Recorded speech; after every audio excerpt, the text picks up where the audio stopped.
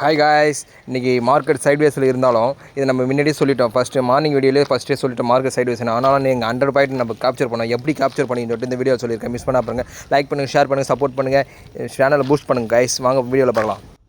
Hi guys, பாருங்கள், காலைல மார்னிங்லேயே 24,300 அவனுடைய ஓப்பன் 52, லோ 52. இப்போயும் அவன் கன்ஃபர்மேஷன் கொடுத்துட்டான் புட்டு சைடு தான் மார்க்கெட் இருக்க போகுதுன்னு.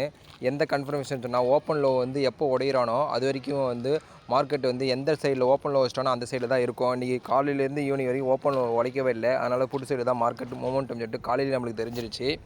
ஓகேங்களா? எப்பவுமே நம்மகிட்ட ஒரு லாஜிக் இருக்குது.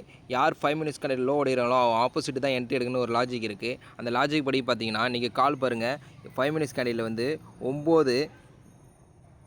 9:40க்கு தான் வந்து அவன் கரெக்டாக அந்த 5 மினிட்ஸ் கேண்டில் உடைச்சிருப்பான். 9:40 இந்த கேண்டில் பாருங்கள். 9:40க்கு அவன் 5 மினிட்ஸ் கேண்டில் வந்து கால் உடைச்சிருப்பான். வாங்க பார்க்கலாம். கரெக்டாக பாருங்கள், 9:45க்கு அவனுடைய 5 மினிட்ஸ் கேண்டில் லோ உடைக்கிறான். இந்த இடத்த அவன் லோ உடைக்கிறான்.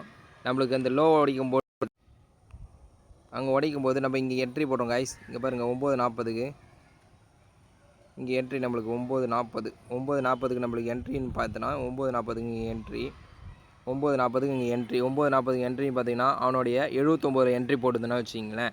அவனுடைய 79 என்ட்ரி போட்டு நம்ம வந்து ஒரு ஸ்டாப்லாஸ் ஒரு 5 பாயிண்ட் வச்சுருந்தீங்கன்னா, ஒரு 5 பாயிண்ட்ஸ் 10 பாயிண்ட் வச்சுருந்தீங்கன்னா இங்கே பாருங்கள், இங்கேயே நம்மளுக்கு ஃபஸ்ட்டு மார்னிங் ட்ரேடிலே நம்மளுக்கு வந்து 134 பாயிண்ட்டு, ஏதுலேருந்து 80லேருந்து 134, 30, 60, 70 பாயிண்ட் கிடச்சிச்சு காய்ஸ். இதுலேயே நம்மளுக்கு 70 பாயிண்ட் கிடச்சிச்சு.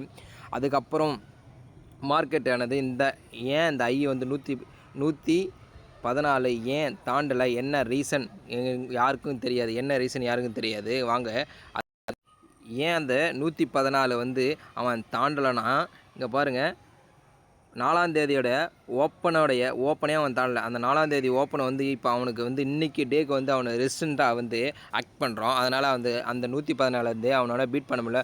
அந்த 114 அவன் பீட் பண்ணியிருந்தானா அடுத்து அவன் டார்கெட்டு 144. அந்த 144 தான் இன்றைக்கோட மார்க்கெட் வந்து போய் முடிஞ்சிருக்கு. மார்க்கெட் அந்த 144 தான் இன்றைக்கோட மார்க்கெட்டே அது முடிஞ்சிருக்கும். ஐ வந்து கிரியேட் பண்ணியிருப்பான். இதில் நம்ம வந்து என்ட்ரி பாசிபிள் ஏரியா எப்படின்னு சொல்லிட்டு ஒரு போட்டிருப்போம்.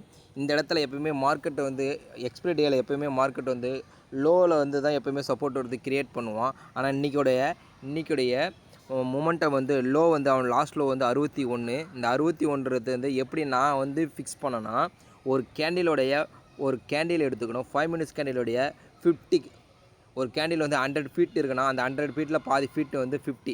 அப்போது அந்த ஃபுல் கேண்டிலில் பாதி இருந்தது 61 நான் ஃபிக்ஸ் பண்ணேன். இந்த 61 தான் இந்த ஃபிக்ஸ் பண்ணும்போது இதை வந்து நான் என்ட்ரி ஏரியா வச்சுருந்தேன். மார்னிங் என்ட்ரி ஏரியா வந்து நான் இதை தான் ஃபிக்ஸ் பண்ணியிருந்தேன். ஆனாலும் நம்மளோட லாஜிக்கில் ஏற்படி இதுதான் நம்மளுக்கு லாஜிக் ஏற்படி நம்மளுக்கு வந்து ஃபஸ்ட்டு அதுலேருந்து எடுத்துருக்கலாம் வாய்ப்பு இருக்குது. ஆனால் நான் கிளியர் கட்டான ஒரு இதுக்காக நான் வந்து வெயிட் பண்ணியிருந்தேன். அப்படின்னு இருக்கும்போது நம்ம வெயிட் பண்ணியிருக்கும்போது இந்த 61 வந்து நான் வெயிட் பண்ண மார்னிங்லேருந்து நம்மளுக்கு கிடைக்கவில்லை. ஆனால் நம்மளோட லாஜிக் எப்போயுமே பர்ஃபெக்டாக இருக்கும். ஒரு 5 மினிட்ஸ் கேண்டிலோட லோ உடைச்சிட்டானே நம்மளுக்கு ஆப்போசிட் என்ட்ரி கன்ஃபார்ம் ஆகிடுச்சு.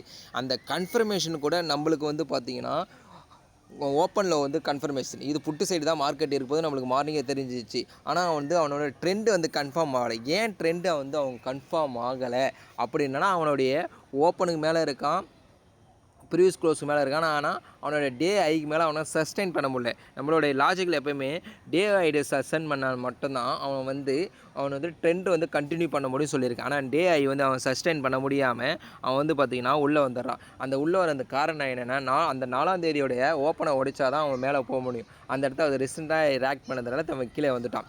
இப்போ பாருங்கள், இந்த 114 தாண்ட முடியாமல் அவன் கீழே வந்துட்டான். அந்த 114 தாண்ட முடியாமல் கீழே வந்ததுனால அவனுடைய என்ட்ரி பாயிண்ட்டு பாசிபிள் என்ட்ரி 61 எடுத்து 61லேருந்து இருந்து இங்கே பாருங்கள் 170, 61, 170 பாருங்கள், 100 பாயிண்ட் கேப்சர்.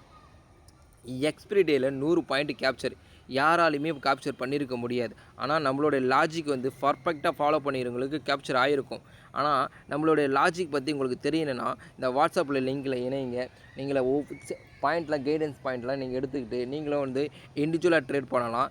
இண்டிவிஜுவலாக ட்ரேட் பண்ணுறதுக்கு மட்டும்தான் இந்த கம்யூனிட்டியை வந்து நான் இது பண்ணியிருக்கேன். வேறு எந்த ஒரு நோக்கத்துக்காக அந்த கம்யூனிட்டியை வந்து நான் வந்து க்ரியேட் பண்ணலை.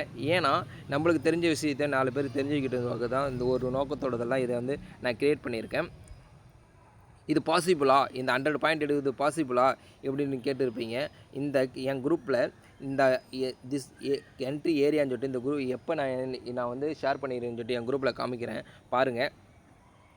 எப்போவுமே நம்மளுடைய ஃபோக்கஸ் எல்லாமே லாஜிக் படி தான் நம்ம கைஸ் ஒர்க் ஆகும். நம்மளுடைய ஃபோக்கஸ் எல்லாமே லாஜிக் தான். ஒரு லாஜிக் படி தான் என்ட்ரி அடிப்போம். ஒரு லாஜிக் படி தான் இருக்கும். மார்க்கெட்டு அல்காரிதம் படி தான்.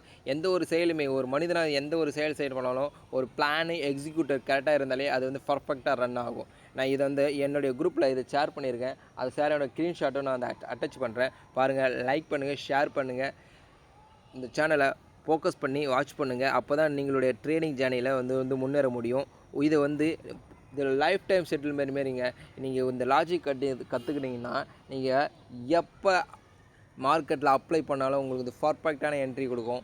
அதை வேணால் நீங்கள் ஒரே ஒரு ஃபாலோ பண்ண வேண்டியது டிசிப்ளின் ஃபாலோ பண்ணி மார்க்கெட்டை ஃபோக்கஸ் பண்ணி வாட்ச் பண்ண வேண்டியது தாங்க கைஸ்.